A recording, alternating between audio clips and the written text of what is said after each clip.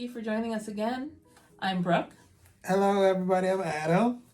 And what are we doing today, Adam? We are packing for our upcoming trip to Disney World. That's right. Going to Disney. Very exciting. Yes. So we are heading to Disney for 7 days. And I booked this trip about a month ago. So this is very much a last minute trip. I was feeling like I could feel the burnout coming. There was a lot going on with work, etc. And I just said, you know what? Self-care is really important. And so I decided, hey, let's take a break. And so we went ahead and scheduled. We're doing a split stay. So we're going to be in 2 different hotels.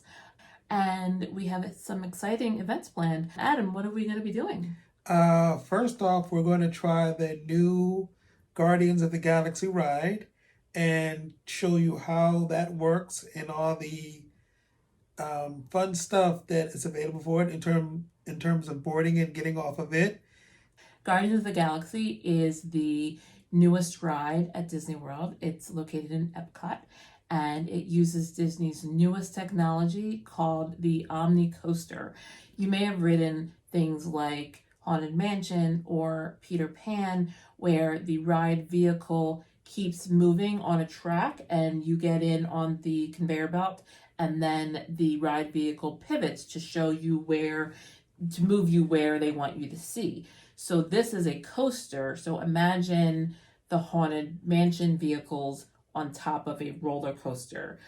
So I'm very excited to see this. We have a preview scheduled, and the ride actually opens for everyone on May 27th. We are also going to do something called DVC's Moonlight Magic event, where essentially it's at Hollywood Studios, and it's an evening event, and they have free food and entertainment.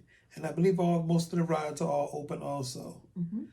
And this is our first time going. We are DVC members, and so we're excited to experience that as well. This is also a first because it's the first time that we are going to Disney and specifically focusing on getting content for the blog. So we're going to do room tours. We have wheelchair accessible rooms, so we're going to get footage of those rooms and do reviews of those hotels. We're also going to get footage of ride vehicles, transfer devices, just really focusing on the experience of a wheelchair user in the Disney parks. So we're very excited about that. As a preview to the trip, we thought that we would talk a little bit about the things that we bring with us to make our Disney trip easier, and specifically some of the things that we bring for Adam to make the ride, the experience more accessible. So first up, I will talk a little bit about the things that I will be bringing. So just some of the things that we find super useful. So first, we have our electronics case.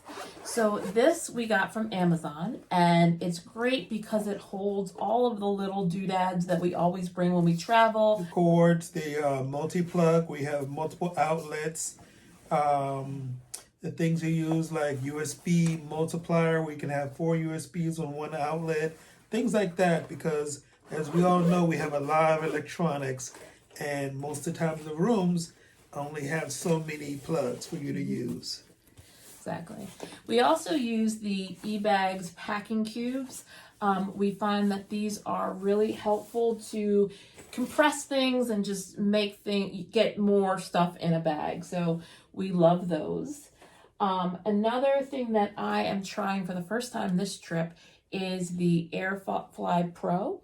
So the Airfly, it purports to be a device that you can put into the airplane in the headphone jack and then connect your AirPods so that you don't have to bring 2 different sets of headphones. So I'm very excited about that. It is supposed to be very hot when we're traveling, so because we're going in May, so we have a lot of things for keeping cool. The first is this portable fan. It has an option to put water in it so that you can either just have regular fan or actually have a cool mist blowing, which is super helpful. Not only just for cooling off, but also it's worth noting that a lot of quadriplegics have trouble sweating. Adam, fortunately, is able to produce sweat, and sweat is really important in controlling your body temperature. For people who do not have the ability to sweat, something like this can be very helpful as you're trying to stay cool in the parks. Hydration also is super important. So I bring Ultima Replenish packets. We will also have Liquid IV. That's Adam's preferred brand. It doesn't really matter the brand. Important thing is to hydrate, because you don't realize as you walk around the parks how much you really sweat. Because it's so hot, you burn off the sweat so quickly that you don't feel that you're hydrated.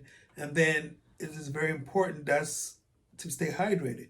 As you do the walking around and all that, you must stay hydrated. That's just so important. And even if you don't sweat, you still need to stay hydrated for sure. Disney Parks is really good about providing free water. You can go into almost any quick service restaurant and even some of the counters, and you can get free cups of ice water. Now, the problem is Florida water is disgusting. Just awful. So I use the hydration packs to fix that. So once you put the hydration pack in it, then you forget that the water, I don't know what they do down there, but it's just bleh. So yeah, hydration packs or even Crystal Light or whatever, flavor enhancers, just bring something, because I promise you, unless you're not at all picky about the water you drink, you're going to want something. I also find that it's really helpful for me to bring comforts from home. One of the things that I truly thought was brilliant when I thought of it was bringing packable slippers. We tend to get rooms that have hardwood floors because it makes it a lot easier for Adam to get around. However, hardwood floors are not the best when you're first getting out of bed. So having travel slippers have been amazingly helpful. Along those same lines, as a caregiver, you never know when you're going to end up needing to give somebody a little extra help getting out of a ride. You're pulling your back, you're lifting somebody. It's a lot of work to be a caregiver. People don't realize this, but y'all know. It is. And so Adam got me a Theragun Mini, and he also got me a regular size. And I bring this on every trip. I originally got this because I was doing 10Ks. I like the Run Disney. We'll talk about that later. And I got this for that. But even for a regular trip, this is fantastic. So I highly recommend Theragun Mini. Just, you'll thank me later. Additional things that I bring from home. I do like to put powders in my coffee. I do collagen and MCT in my coffee every morning. And so having them in bags with the scoops is much easier than dealing with the containers. And then I bring a little blender thing, and it's fantastic. You bring it and put it in your suitcase, and then you can blend your coffee, and it's awesome. And so highly recommend these as well, also from Amazon. And then finally, two more things. I am someone who has to say a little prayer when they put their suitcase up on the conveyor belt and hope that it doesn't hit that 50-pound mark, because I always pack way too many things.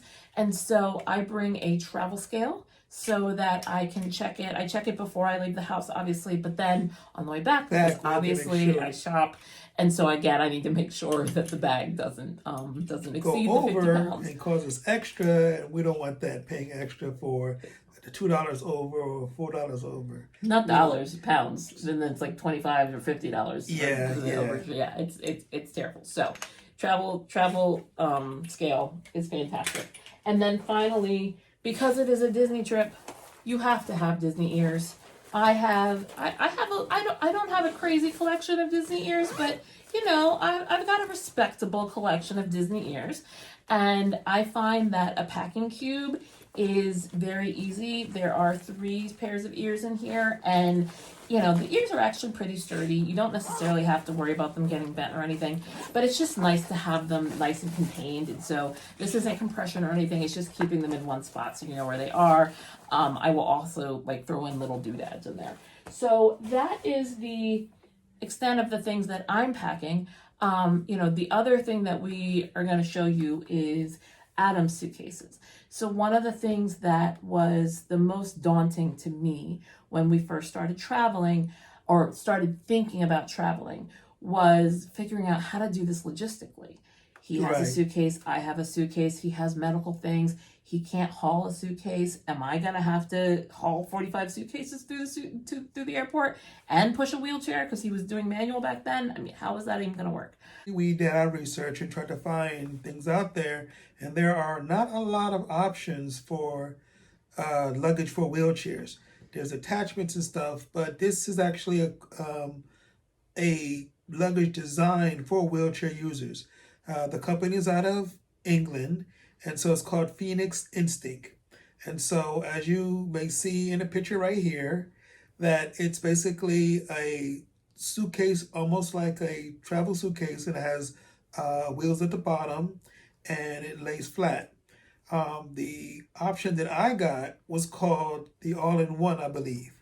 And all-in-one is two pieces. You have a backpack, which attaches to the suitcase itself by strapping on through clips, and then once it's clipped on there, you can attach it to the back, as you can see right here.